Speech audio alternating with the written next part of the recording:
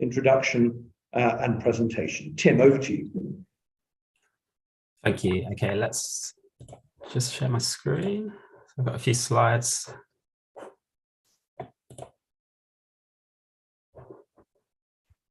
Is that all set up? Can people see that? Yeah, yes, we can. We can see. Brilliant. That's better. That's it. Perfect. Fantastic. Okay, so many thanks for inviting me here today. My name is Tim Burns. I'm the Principal Policy and Practice Advisor at Sustrans, the national charity for walking and cycling. And I'm going to take everyone through a piece of work we've done recently that looked at the role of walking, wheeling and cycling in helping people through the cost of living crisis and how simultaneously it can also help grow the economy.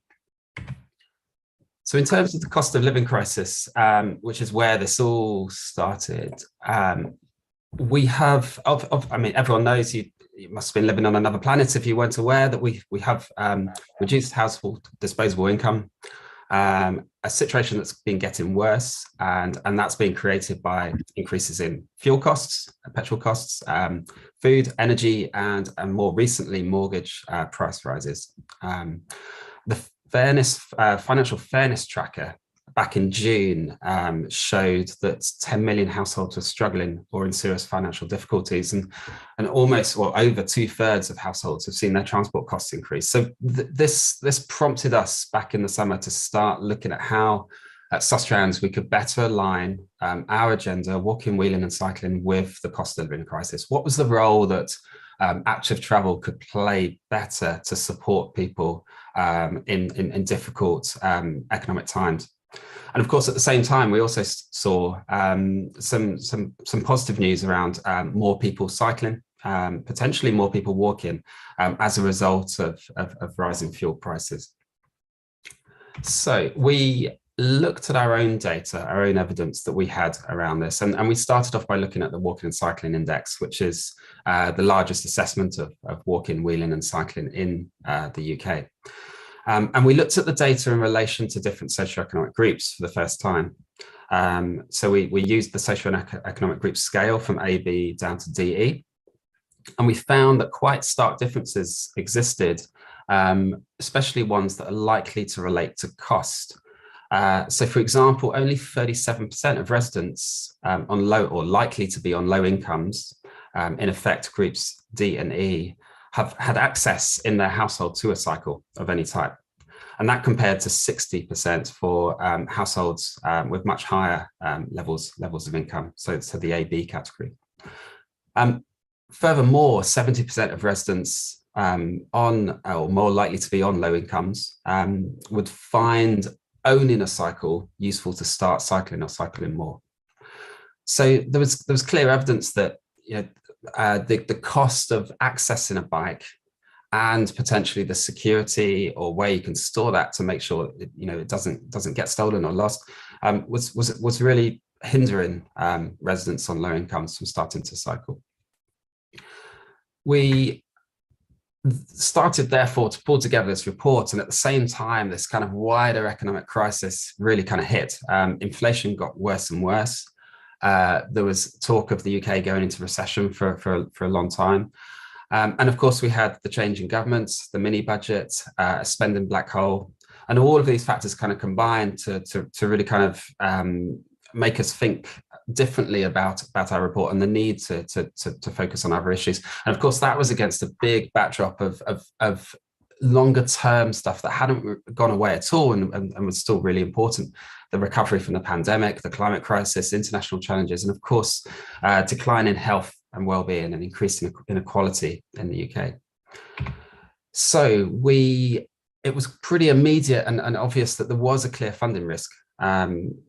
Any governmental spend that hadn't been spent was potentially at risk, and therefore we pivoted our cost of living report, to look more broadly at the kind of wider macroeconomic side of the argument, which worked very well. I mean, there was a really good, sound, solid case that walking, wheeling, and cycling and helping people to do that more can not just help them save money, but also can help grow the wider economy. And we had two overarching recommendations in our report. to honour the government's commitment of 3.8 billion. So that's multi-year investment, included dedicated funding for active travel.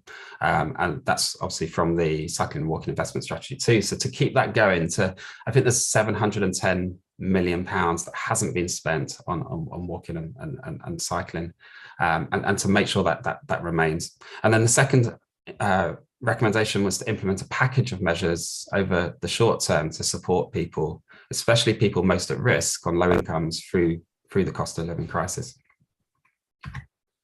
We also wrote to the former Secretary of State for Transport to ask for protection of funding and to show the benefits.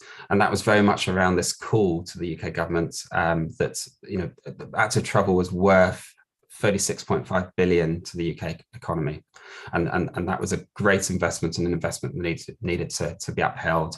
And we did that not just as Sustrans, but also across the Walking and Cycling Alliance members and other groups, including the AA, CPRE, Brake, Road Safety Foundation, Urban Transport Group, and the Federation of Small Businesses. We really wanted to show that this wasn't just an issue for cycling, walking organisations, but actually a broader issue, and I guess dispel a lot of the kind of classic media statements around pitting cyclists against drivers that don't necessarily exist. And it was great to see the AA, the Federation for Small Businesses, supporting us on this. We had a great response to the letter and report, including national media coverage on the same day that the Prime Minister resigned. So there was a lot going on, and a very quick and positive response from the former minister. Obviously, we've now seen a change in UK government. We've had a recent autumn statement, and the situation, I think, is looking a bit more positive. We don't know the details, or certainly I don't know the details. It's not been made public of how the statement will specifically affect walking, wheeling and cycling, but yeah, it's likely to be more positive than it was a few months back. So in terms of that key line, walking and cycling generates 36.5 billion for individuals in society, or thereabouts. How did we get to that? Well, we model economic benefits in the Walking and Cycling Index UK data set, and in 2021 that was across 17 urban areas, which are shown on the map, and that created a 6.5 billion economic benefit across both walking and cycling. That was then extrapolated simply based upon the population of those areas in relation to the UK as a whole. The index models economic outcomes using a model that was originally developed for Copenhagen in the Copenhagen Bike Account, which is what our index is based upon. And it adapted it for use in the UK. It has two parts. We use the independent survey that we conduct to understand resident behaviours, including walking and cycling, and those are modelled to produce a kind of overarching estimate of trips and distance in each of our areas. Following that, then we use the societal economic gain model to model a whole bunch of different attributes to understand better both the costs for people and for society and the benefits. So it's what we're calculated is the net positive, I guess, the net value of cycling and walking. And as I say, that's both for the individual and also for wider society as a whole. We only use evidence that's either peer-reviewed or widely respected sources. So for example, the World Health Organization's HEAT model. The main factors that, so the big figures, I guess you call them, that contribute to our model include the operating costs for walking, cycling, or running a car. So that can be anything from shoes, trainers wearing out, the costs of bike maintenance, and obviously the costs of running a car. Travel time for walking, cycling, and driving. Of course, driving is faster, so this is actually slightly negative on the walking and cycling side in comparison, and that's based upon willingness to pay. Traffic congestion, so the costs to being held up in congestion when driving. The value of additional life years, so this is WHO's HEAT model. medical costs. So, for example, wider costs for the NHS to treat long-term health conditions that are reduced by physical activity, and work absenteeism. So that's the cost of businesses.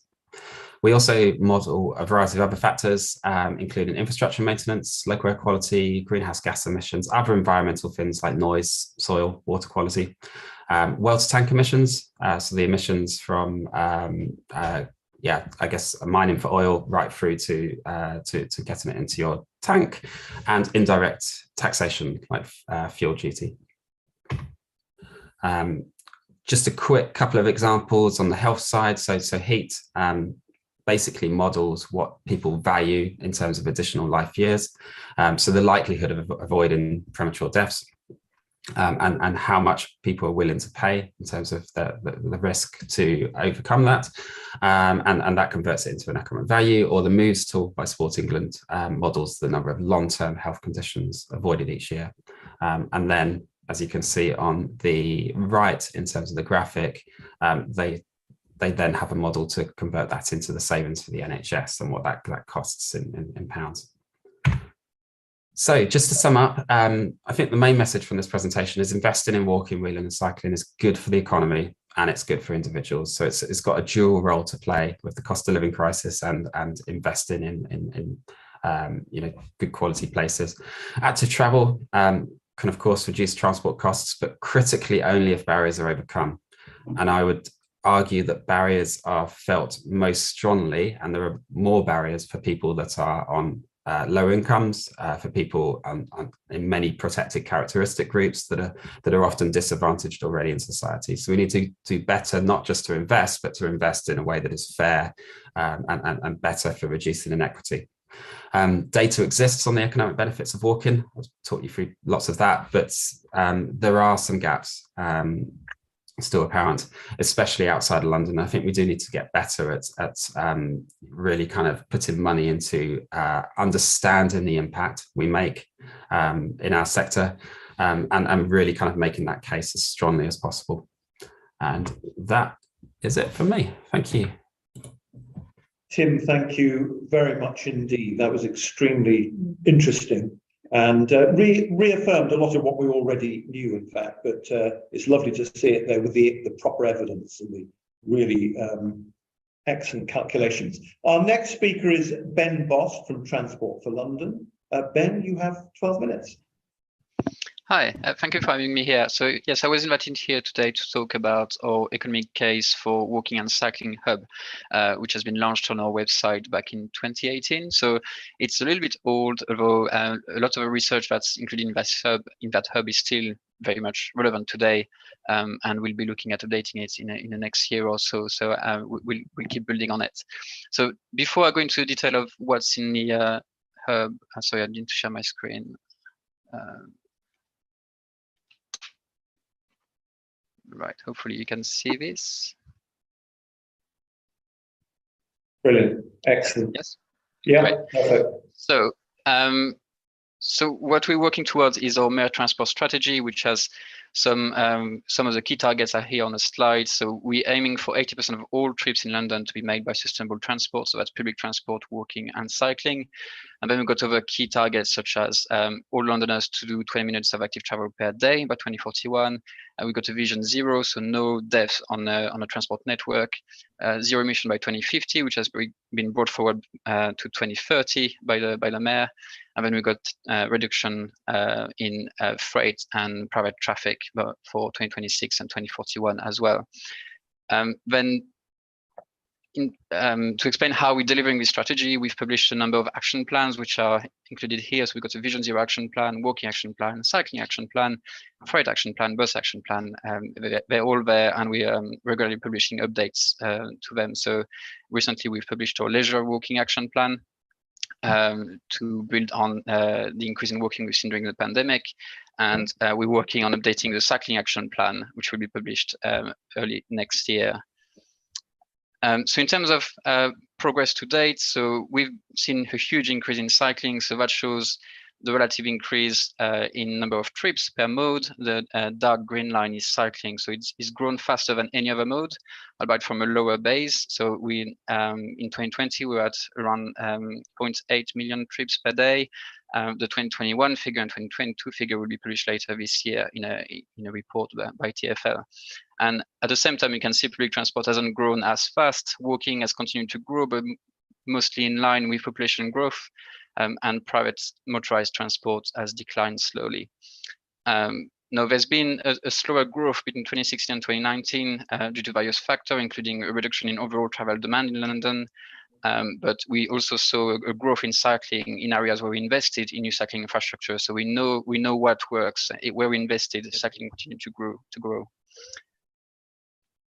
And that's where we've invested. So what you see here is 3 maps of London and showing the cycleway network.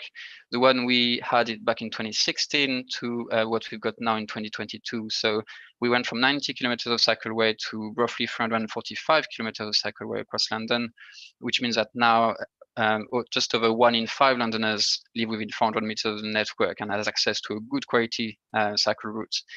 Our ambition is to go much further. We want 70% of Londoners to live near the network by 2041. So we've got a long way to go, but we've already vastly expanded the network in the past few years. Now on top of that, there's lots more happening, but I thought we should mention low traffic neighborhoods, which we've implemented a lot of them. We've done boroughs over the last 2.5 years. And School Street as well. So both of these schemes aim to reduce traffic dominance and make the street environment more appealing for walking and cycling. So these are some of the key interventions we've done on our street networks to make it more appealing for sustainable transport. But that's just the start of a journey. We know there's a huge potential for growth in walking and cycling in London. So every day, Londoners make about 20 million trips across London.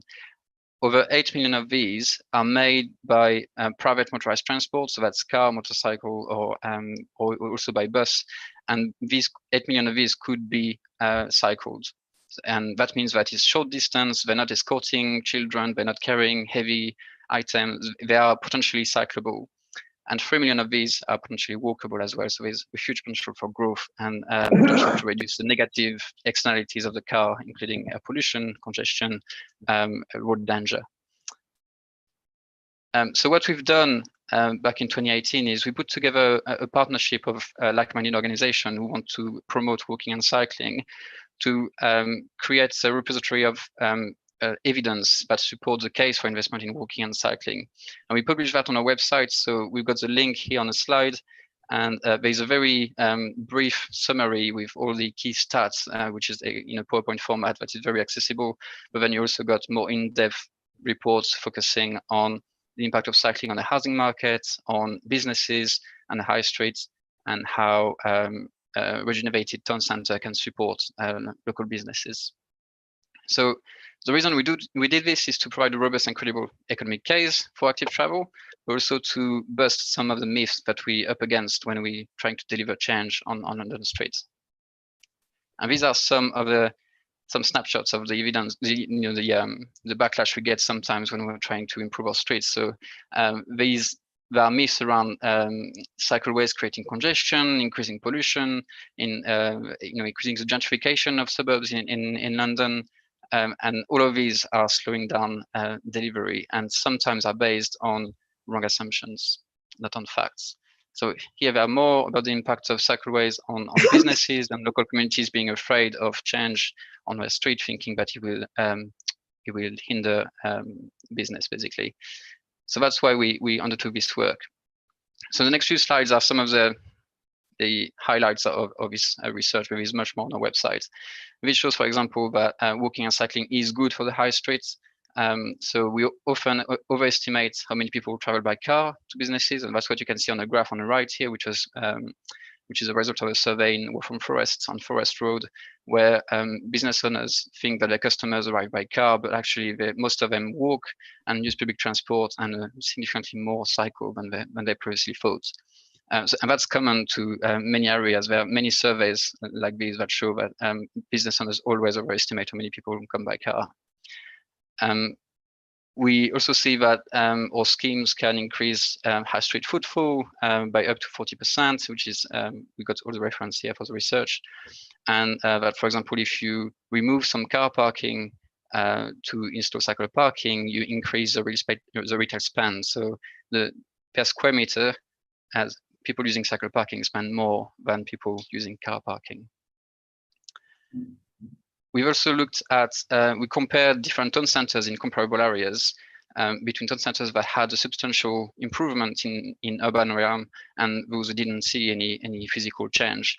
And again, we saw increased footfall in area where invested, increased retail spend, better business performance, and higher retail occupancy. So all showing that when you invest in walking and cycling, it makes it better for the high streets and for local businesses. We also surveyed business improvement districts, and we had a fairly good response rate with over 40 business improvement districts across London responding to a survey. Many of them actually was quite well distributed between central, inner, and outer London. And overwhelmingly, they are supporting further investment in walking and cycling. So you can see here 95% and 85%. And we can see they're really proactive. So we work actually quite closely with them to improve walking and cycling facilities, to make sure that their deliveries are made more sustainably, that they have appropriate cycle parking for their customers and employees. And we see some of them actually developing their own strategies to grow cycling and walking in the area. So they really realize that this is good for business. And here are some more stats on or quotes from the research showing that businesses welcome investment in walking and cycling. They're telling us that London competes with other cities on quality of life, and that's how you attract more employees. So it's important to have an area that is good to walk and cycle on to attract and retain staff. And there are also benefits around productivity, when we know that people who are physically active, who walk and cycle to work, tend to take less or fewer sick days, and feel that self-reported, they feel more productive as a result of walking or cycling to work. Here are some quotes from prominent business people saying that they came together to support new cycle routes in central London, saying that it was critical for them to attract employees, and it was good for business. And we also looked at busting the myth that additional cycleways increase congestion. So we know that's on the left here, we know that cycling takes less space per person than cars, whether it's moving car or parked car. But we looked at the before and after of a new cycleway, so cycleway 6 now it's called, on Blackfriars Bridge. And comparing the before and after, there was a 5% increase in people using the bridge. So more people moved as a result of removing a traffic lane and adding a cycleway instead. So busting the myth that when you remove traffic capacity, you get less people, less movement on streets. Now we touched on this already, but this is showing that if everybody in London did 20 minutes of physical activity, and by physical activity we mean walking and cycling as part of their daily travel rather than going to the gym, we could save over £1.7 billion to the NHS over the next 25 years. And that's because that reduces the likelihood of developing serious conditions or reduces the risk of early death. So yeah, that touched on what Tim was saying earlier from Sustrans. And that doesn't include the savings from prevention of collisions, which I think is estimated at 30 billion a year nationwide by the Department for Transport. Now, so in summary, again, we know that active travel is good for the economy, whether it's for the individual, for businesses, or for the economy as a whole. And in terms of next steps, so we are about to publish a new cycling action plan, which addresses the case for investment in cycling, and the whole plan makes a case for better equity in access to cycling. We're also going to publish a economic case for buses in London, and we're looking at updating this whole research that I've just highlighted a summary of in the next year or so. So with the learnings from the past few years and recent delivery, including low traffic neighborhoods and school streets. So that's it in the, yeah. Sorry if I went over time. No, you didn't, Ben. Thank you. Bang on time. Thank you very much Good. indeed. It was very, very instructive. Thank you. So our final speaker is Martin Key from Active Travel England. And before I hand over to him, can I just remind people to put any questions they may have into the Q&A box, please? We haven't had that many so far. We've left plenty of time at the end, depending on how long Martin speaks for those questions and answers. So, Martin, over to you. You have 12 minutes.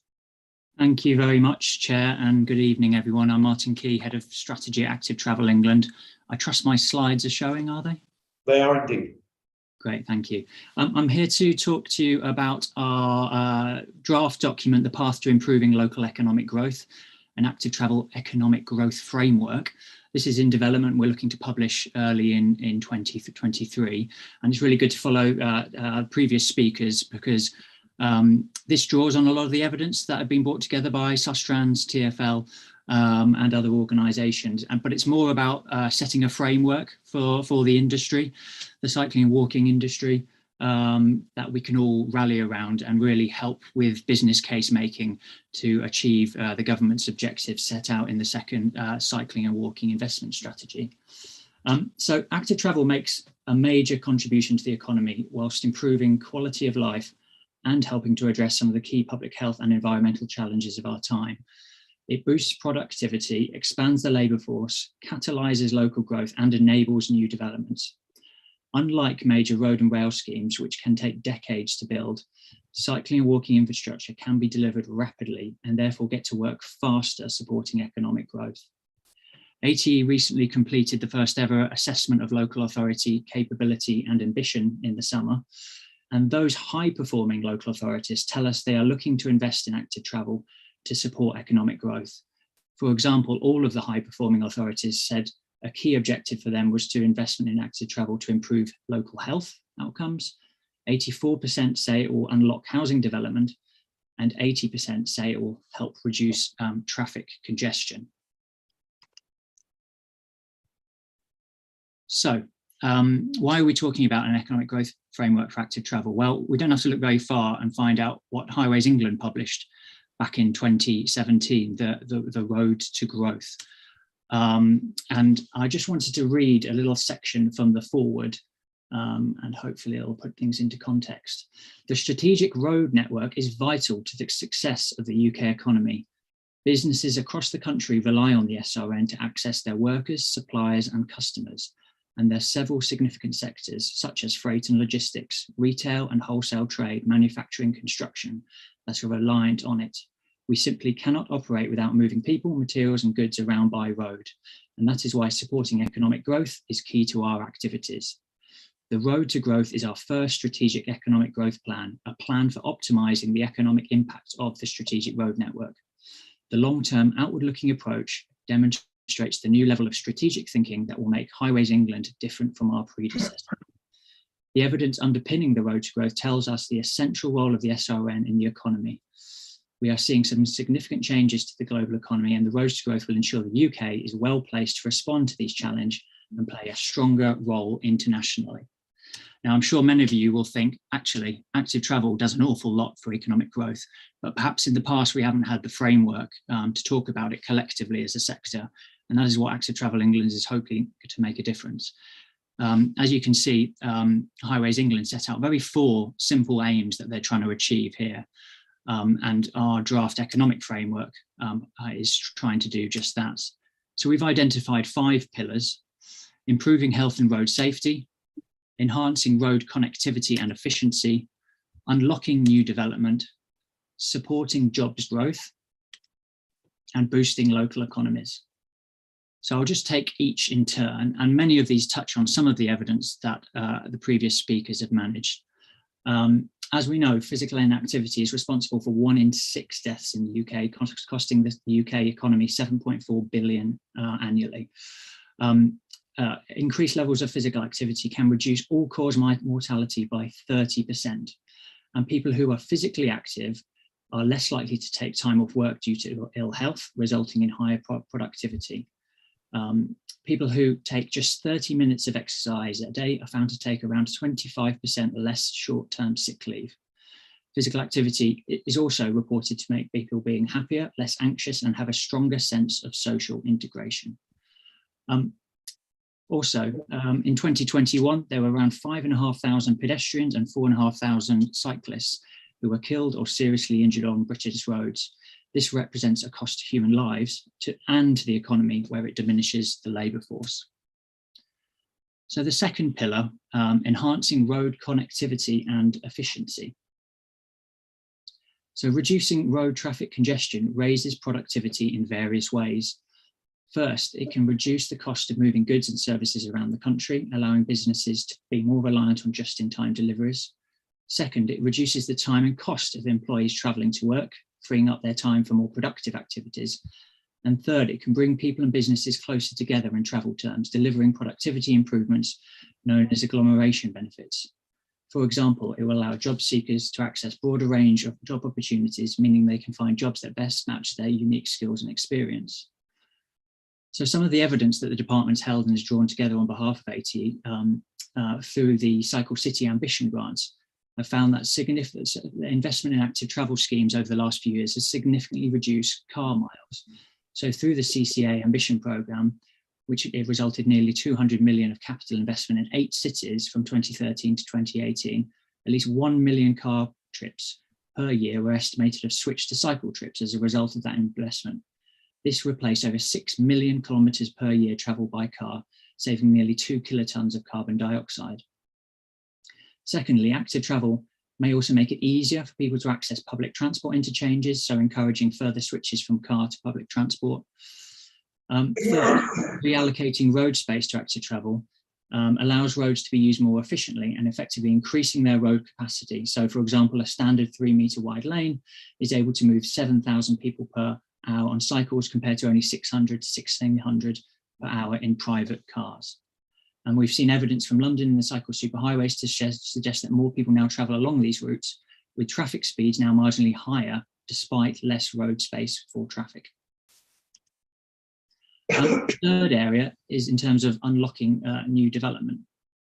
So obviously a core function of Active Travel England will be to be a statutory consultee in the planning system to help enable and unlock new development.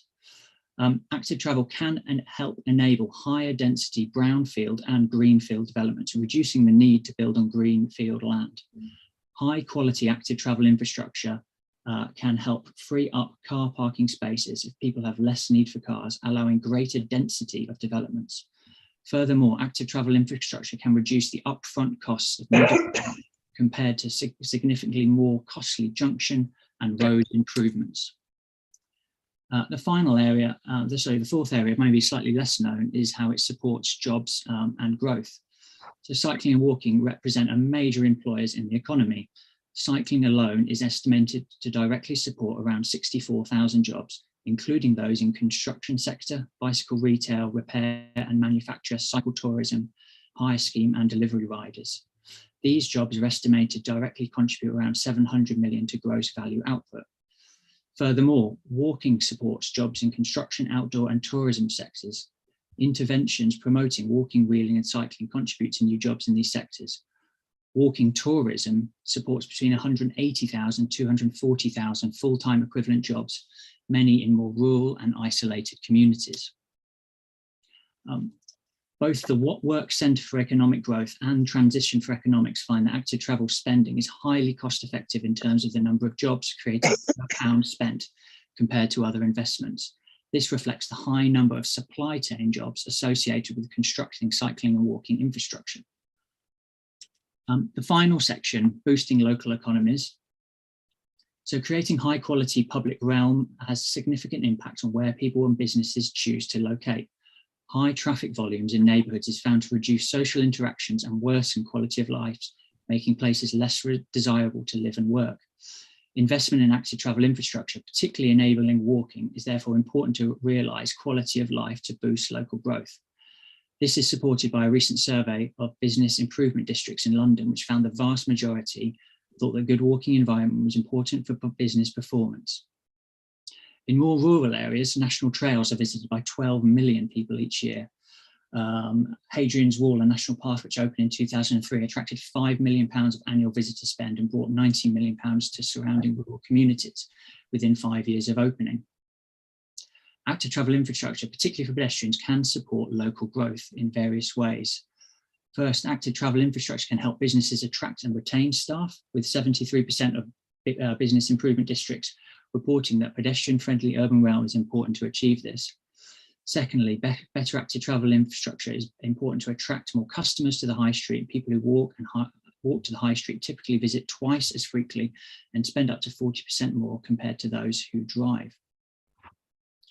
Third, better active travel infrastructure can make areas more desirable for business, reducing retail vacancies and helping to regenerate high streets. Shopping districts in London that benefited from street improvements have delivered an average rental uplift of more than 54%.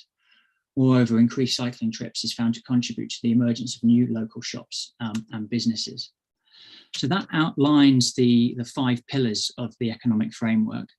In terms of our next steps, we're doing a bit more work to assure the evidence base that you've seen. And thank you to many organisations that have already contributed to that evidence base, and we probably will be seeking further. Active Travel England will also invest in the future in terms of prioritising and funding some of this work to strengthen the evidence base where it currently needs strengthening. And we aim to publish this framework alongside our strategic plan early next year as effectively the evidence base to underpin our strategic priorities. Thank you very much. Martin, thank you so much for being so prompt with your talk, and that was very interesting as well. So thank you to our 3 panelists, our 3 contributors this afternoon. So where are we up to with questions? Adam, I think we've got a few, haven't we? Let me just get to them. Here we go. So I've got questions initially from the Sustrans presentations. Shall I take those in turn? That's probably the best way, isn't it? Are we okay to do that? No? Okay, Adam's making... Sorry, yes. So the first question really for Sustrans is, have there been any estimates of how much funding will be needed to pay the transport decarbonisation? And the second, if you could take these together, is what's your base case against which the benefits of walking, cycling and wheeling are evaluated? So I'll just repeat them. Have there been any estimates of how much funding will be needed to pay for the transport decarbonisation plan? And what's your base case against which benefits of walking, cycling and wheeling are evaluated? Could you come to that, please, Tim? Yeah, thank you, Chair. So, yeah, I guess a transport decarbonisation plan. I'm not aware of any economic plan that captures the entire strategy in its document. This might be more of a question for others. In terms of the walking and cycling side of it, I know that ATE released recently economic estimates of the costs to realise the government's vision for walking and cycling and trips in urban areas. We are looking into doing something similar fairly soon. But yeah, it's not a question that I'm privy to answer. On the evidence side, basically the model that we uses evidence that's either peer reviewed, as I said in the presentation, or very well respected. Where there are gaps, we would love to be able to plug them, but our research and monitoring teams haven't found evidence that is strong enough to utilize for the index. If people are aware of other examples that exist out there, then yeah, genuinely we'd love to hear and investigate them in more detail. But it stems from where there is good quality evidence, not from what we'd love to be able to do. So I think very much our figures are conservative and an underestimate of what actually the economic benefits are out there because of those gaps. Thank you very much, Tim. Martin, I think you've got something to add to that. I see. It was just to the first question in terms of the cost. As Tim mentioned, there was a question in the House a few weeks ago and the Minister mentioned the figure that it's been estimated that £9 billion of investment, a minimum of 9 billion, would be needed to meet the objectives in CWIS 2 in terms of the 50% target of active travel for short urban journeys up to 2050. Okay, thank you. Thank you very much for adding to that, Martin. I've got some more questions here that have come through. The first, and I think this isn't directed at anybody in particular, is there a rough benefit cost ratio for the investments, ideally broken down in walking and cycling? That's the first question. Is there a rough benefit cost ratio for the investments, ideally broken down in walking and cycling? The second question is this: what is your opinion of the benefit of 20 miles an hour on quiet roads which are part of a cycle network? Do you think the current traffic regulation order process is easy for this to be implemented? So what's your opinion of the 20 mile an hour limit on quiet roads which are part of the cycle network? Do you think the current traffic regulation order process is an easy way to implement this? And the third question is, what can we do collectively to seek further funding from HM Treasury or funding directly from the NHS to invest in active travel? So what can we do collectively to seek further funding from HM Treasury or funding directly from the NHS to invest in active travel? Who wants to come in first on that? Yeah, Martin, thank you. On the BCR point, I'm struggling to remember the name of the publication, but the department definitely published something on benefit cost ratios averaged out across active travel investment, and I believe it is split walking and cycling. So if we can find a link, I'm sure Adam can remember what that is. Perhaps we can share that. On the funding question, tackling the last one, and perhaps leave the infrastructure one to one of the experts. Perhaps Tim can do that. This is exactly what Active Travel England hopes that the economic framework will be used for. Obviously, we will, as an executive agency, support the department in its case making ahead of the next spending review. But the idea of the framework is that we can all talk in more of a common language around the benefits of active travel, because we all know there are plenty and there are lots of them, and it depends on which angle you look from. But in terms of the Treasury, they want to make sure that economic growth is delivered, and that indeed active travel projects are deliverable, they're popular, effective, and actually lead to the desired results that we say they are going to do. So part of ATE his role is to build that evidence case and show that public money is delivering public benefits. Thank you, Martin. Tim or Ben, do you want to come in on any of these questions? You don't have to. Anybody? Tim? Yeah. I'm very happy to come in on the 20 mph question. I don't think it will surprise anyone in the room to hear that Sustrans is very much in support of rolling out 20 mph on all, or across all built up areas as a default road speed. That of course means that you are saving money as a local authority and not having to basically change signage, do it all yourself. It's a flat speed, it's common everywhere, so it's less confusing for drivers and more likely to see reduced speeds, especially in urban authorities like London, where there's a mix of different scenarios going on across boroughs. 20 mph is great for walking as well as cycling as well. It shouldn't just be part of a cycle network, it should be implemented across the board, and there's very good statistics that show that when it comes to collisions, especially those involving pedestrians and including child pedestrians, that they're more likely to happen in areas of multiple deprivation, where traffic is higher, where there are more cars parked. So there's a very good public health argument behind this as well in terms of reducing inequality. Thank you very much indeed for that. Tim, Ben, did you want to come back at all on any of these? Yeah, sure. Just very much echoing what Tim just said about the 20 miles per hour speed limits. I mean, it's you won't be surprised. TfL is very supportive of these, and we're encouraging boroughs to have a greater proportion of our road network with a 20 miles per hour speed limit. And there is a lot of evidence showing that if you went at 30 miles per hour instead of 20, the rate of fatalities increase drastically. In terms of how it complements the cycle network, I think, well, what we use in London is called the quality criteria, which looks at every single street where you want to put when you want to encourage cycling, and it helps you decide whether you need to have a segregated route, so physically protected, or if you can mix with traffic and it's safe to do so. And as part of that, we look at the traffic volume, the traffic speed, but also the proportion of HGVs in traffic.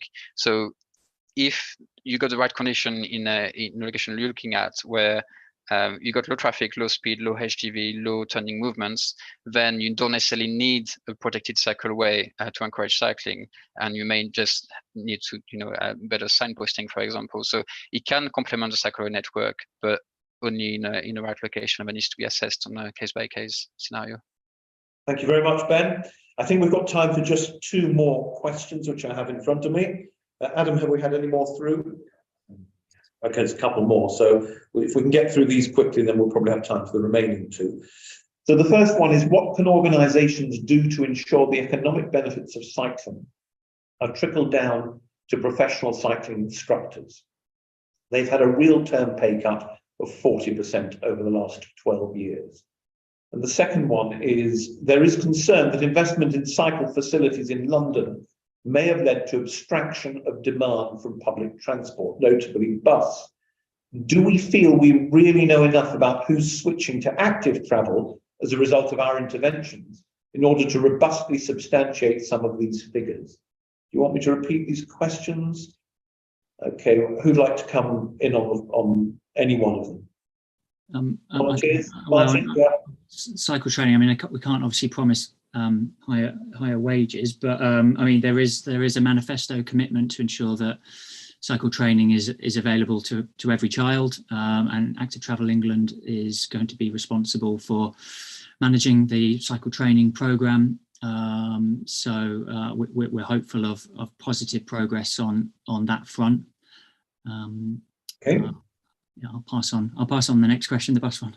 Okay, so anybody want to come back at all on the economic benefits of cycling being trickled down to professional cycling instructors? No, anybody else? No, you don't have to. Okay, what about oh, sorry, Ben, did you want to say anything on that? I think just very quickly, I think we acknowledge that it's been really hard for cycle trainers in the past 2 years in London, especially because we didn't have any funding certainty and we had to stop that program for a while during the pandemic. We've just been able to restart it recently. We got 5.4 million committed over the next 2 years. So we're very glad it's happening, but yeah, we acknowledge that it's just very difficult for people working in industry. Okay, thank you for that. Let's hope there is some benefit, at least for those individuals. What about the second question, the concern that investment in cycle facilities in London may have led to an abstraction of demand from public transport? I guess, Ben, you're the best person to start us off on that. Sure. I mean, yes, it's a risk. Some bus users will start cycling and they will enjoy some benefits as part of it, whether it's economic benefits or health benefits.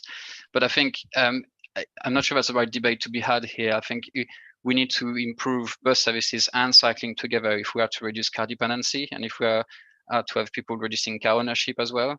So it's really, we're not planning one against each other in silos. We're really having a common, an integrated approach to planning our streets across London. And I think, yes, there will be a shift from public transport to cycling, and we probably see it is difficult to quantify without having bespoke, expensive surveys.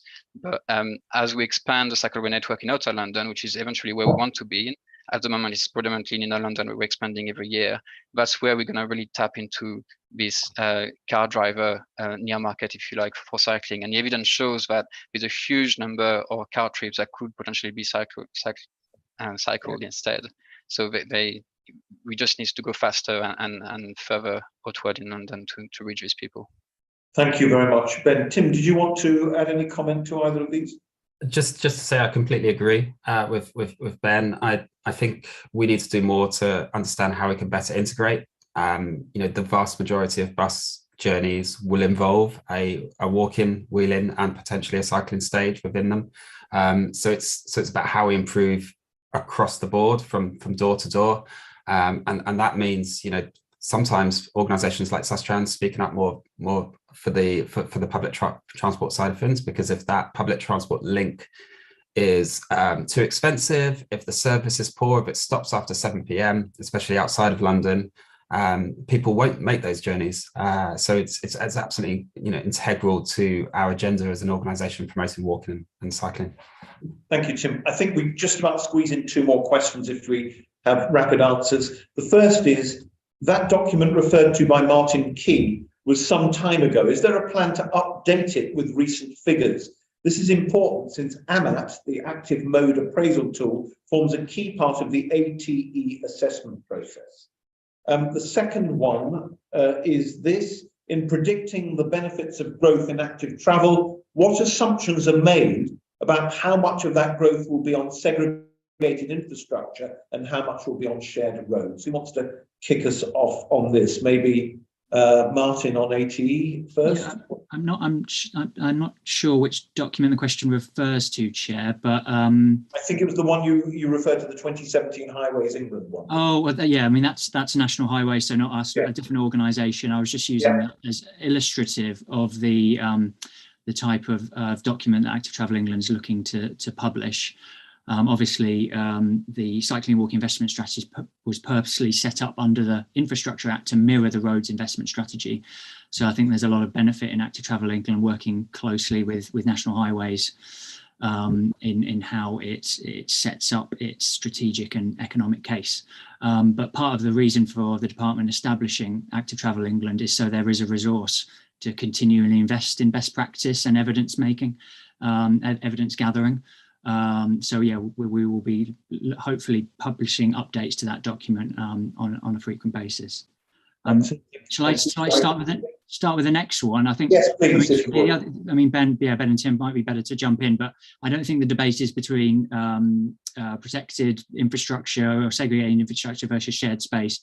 We're taking a level of service approach, and it's the level of service that matters, and that can be achieved in a variety of different ways.